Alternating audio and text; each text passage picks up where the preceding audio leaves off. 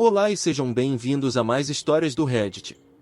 Dê like e se inscreva, pois isso me ajuda demais e você também não perde mais nenhuma história.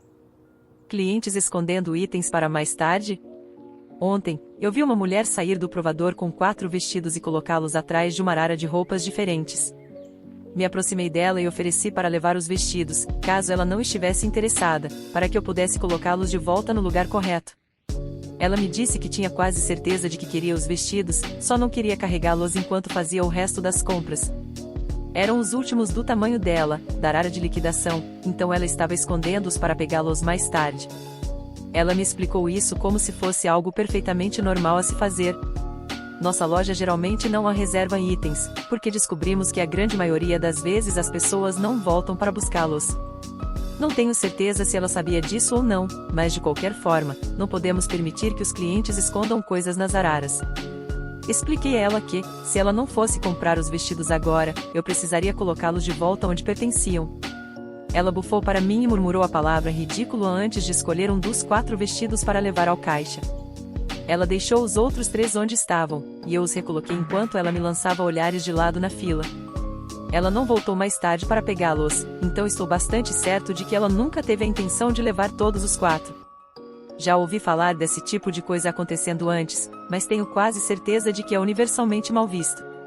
Achei tão estranho que ela simplesmente me explicou como se fosse algo totalmente normal a se fazer.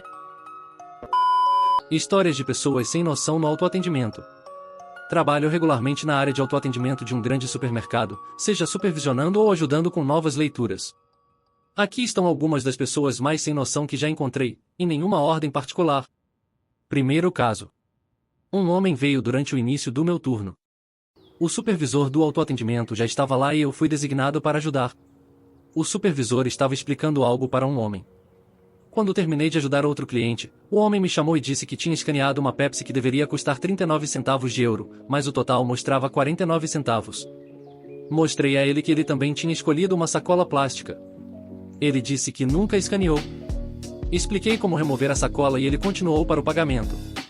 O supervisor me disse que a mesma coisa já tinha acontecido antes e ela já tinha explicado para ele, mas ele não acreditou e foi para outro caixa antes que ela pudesse impedi-lo. Mais tarde, vi que ele tinha ido para um terceiro caixa.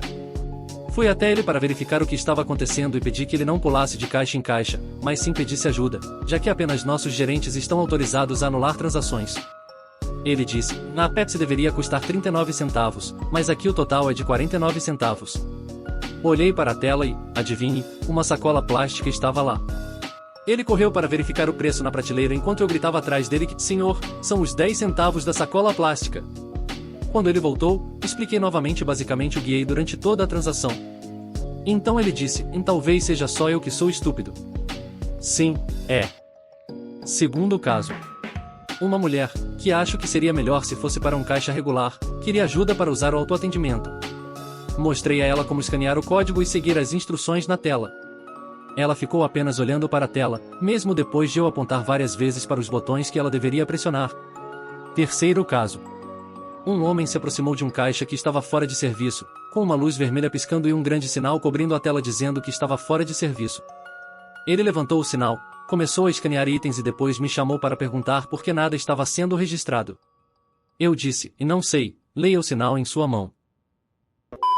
Aqui, deixe-me ajudar. Não, vou ajudar de qualquer jeito. Para dar um contexto, a loja em que trabalho só tem uma pessoa por turno porque é muito pequena e geralmente bem tranquila. Temos uma sobreposição de 1 hora de turnos onde há 2 pessoas por um tempo, mas isso não é importante. Temos uma máquina de refrigerante perto de uma parede, uma que temos que colocar o gelo nós mesmos. Esse é o foco da história. Então, estava bem parado naquele momento, sem clientes dentro ou fora. Era a hora de fazer algum trabalho. Então peguei a escada e várias sacolas de gelo e comecei a encher a máquina. Como é minha sorte, 3 sacolas depois, meia dúzia de carros entram de uma vez, então tenho que parar o que estou fazendo e voltar para o caixa. Enquanto faço isso, um cara entra, dá uma olhada na escada e no gelo e diz, quer que eu ajude com isso? Não conheço e não vou colocar um cliente para trabalhar por razões legais, ou seja, eu poderia perder meu emprego se ele se machucasse fazendo meu trabalho. Então eu disse a ele, obrigado, mas está tudo bem, não se preocupe com isso. Tem certeza? Sim, por favor, não se preocupe com isso. Isso deveria ter encerrado o assunto. Mas não, Ele vai até a máquina, estica o braço para começar a mexer na borda do topo da máquina de refrigerante. Nem sei o que ele estava tentando fazer, pegar um punhado de gelo direto da máquina? Já fiz isso antes. Não será um problema. Como se isso importasse? Não me importo se você fez isso 1000 vezes. Eu disse não e isso significa que você não faz isso. Eu disse a ele não pela 3ª vez. Ele claramente não está me ouvindo, então estou me apressando do caixa para a máquina enquanto ele fala sobre como, sendo tão alto, é bastante fácil para ele encher essas coisas e não é um problema para ele. Cheguei à área e talvez tenha sido um pouco ríspido, mas naquele ponto ele estava pegando e movendo a escada que tinha tanto a sacola de gelo quanto um estilete em cima. Então eu disse a ele, eu disse que está tudo bem, não toque em nada. Ele recuou com as mãos para cima e apenas disse, nossa, tudo bem. Não precisa ser tão ríspido, eu estava apenas tentando ajudar. Sim, bem, eu disse não várias vezes. Se você tivesse ouvido da primeira vez, eu não estaria sendo ríspido com você. Ele pegou as coisas que veio comprar e depois ficou rondando o balcão para conversar com outros clientes segurando a fila. E depois ficou ofendido quando eu disse a ele que ele precisa levar suas conversas para longe do caixa, como se eu fosse o rude. Pai entra em uma loja de artigos esportivos e fala pelo filho o tempo todo, permitindo apenas que ele pegue o equipamento mais caro. O filho acabou voltando com o irmão mais velho para se desculpar pelo pai e conversar comigo sobre beisebol. Trabalhei em uma loja de artigos esportivos cerca de 1 ano e meio atrás. Era um trabalho divertido, e eu trabalhava apenas algumas horas por semana, já que tinha outro emprego no varejo na época. Eu trabalhava principalmente na seção de beisebol, pois é o meu esporte favorito. Tive um bom tempo no geral, até que tive que sair quando fui para a faculdade. Um dia, um pai e um filho, 14 anos, se me lembro bem, entraram na loja e começaram a olhar para todo o novo equipamento da temporada. Perguntei ao filho qual era sua posição, em que nível ele jogava e com qual mão ele arremessava. O pai respondeu por ele, meio snob, ele joga em um time de viagens de elite como um shortstop destro. Não pensei muito nisso no início. Eu jogava em times de viagem e conhecia os tipos de pais que colocam seus filhos nisso. Primeiro, levei-os até as luvas. Ele pegou uma luva de campo mais barata, talvez por volta de $170. É a luva que eu uso, então eu a recomendei para ele, é realmente uma ótima luva.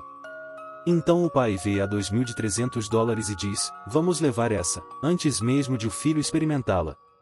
Deu para perceber que o filho não estava empolgado, e provavelmente não era a primeira vez que o pai tomava decisões por ele. Depois, fomos para os bastões. As coisas ficaram interessantes aqui. Perguntei a altura do filho e, novamente, o pai respondeu. Recomendei um tamanho de bastão e eles começaram a olhar. O filho seguiu minhas recomendações e escolheu um que gostou, novamente não o mais caro, mas parecia legal. Sinceramente, na idade dele, o bastão não faz muita diferença, já que as regras são rígidas sobre o que é permitido na liga. O pai então pega um bastão 2 polegadas muito grande para o filho. Ele deveria estar usando um de 31 polegadas, talvez pudesse usar um de 32 se fosse forte, mas um de 33, o que o pai pegou, é grande demais para ele até que ele tenha um estirão. Expliquei isso ao pai, ele não se importou, ele só queria o bastão mais caro. Ficou meio claro para mim que não era nem mesmo sobre o filho neste ponto, era sobre o pai equipando para parecer melhor do que os outros garotos. Ainda estou tentando explicar ao pai, com base em minha própria experiência pessoal como um garoto menor, que um bastão grande não é a melhor ideia para ele. O pai diz, eu sei o que é melhor. O filho parecia chateado, eu me senti muito mal por ele. Deu para perceber que ele era apaixonado por beisebol, ele não estava nisso para parecer legal, mas realmente pesquisou o que era melhor para o seu caso. Os produtos para os quais ele se inclinou são todos ótimos para ele. A última coisa antes de pegarem as chuteiras, fora do meu departamento, são as luvas de rebatedor. O filho me pergunta quais luvas eu gosto de usar, então eu vou contar a ele antes que o pai me interrompa e diga, essas parecem boas. Adivinhe, elas também tinham o preço mais alto. São ótimas luvas, mas não valem o preço extra, na minha opinião. Eles foram embora para pegar as chuteiras e pagar comigo. O total foi centenas de dólares a mais do que precisava ser, e o filho nem mesmo conseguiu escolher o que queria. Ele voltou algumas semanas depois com o irmão mais velho para pegar outro bastão, já que o pai escolheu para ele era grande demais. Ele e o irmão foram muito gratos pela minha ajuda e se desculparam pelo pai. Conversei um pouco com ele sobre beisebol, e ele realmente estava nisso apenas por diversão. Ele me disse que o pai coloca muita pressão sobre ele e gasta muito dinheiro para ele conseguir uma vaga em um time de viagens caro, mas ele só quer sair e se divertir com os amigos. Ele também me disse que a pressão o fez pensar em desistir. Ele disse: eu amo beisebol, eu realmente amo, mas meu pai quer que eu seja o melhor e eu não sou isso, eu só quero me divertir com o meu time. Dei um tapinha no ombro dele e disse que ele é o melhor jogador que pode ser. Olhei para o irmão mais velho que disse a mesma coisa. Não vou mentir, fiquei um pouco emocionado depois que eles saíram. Esse momento ficou comigo por mais de um ano agora e realmente é triste o quanto os pais investem dinheiro nos esportes dos filhos em vez de apenas deixá-los jogar e se divertir. No meu tempo trabalhando lá, vi muitos pais semelhantes ao pai dele, querendo apenas os produtos mais caros, sem sequer questionar criticamente se esses produtos são os melhores para comprar para o caso de uso. Obrigado por assistir até aqui. Não se esqueça de se inscrever para me ajudar a bater a meta de 1000 inscritos. Até a próxima!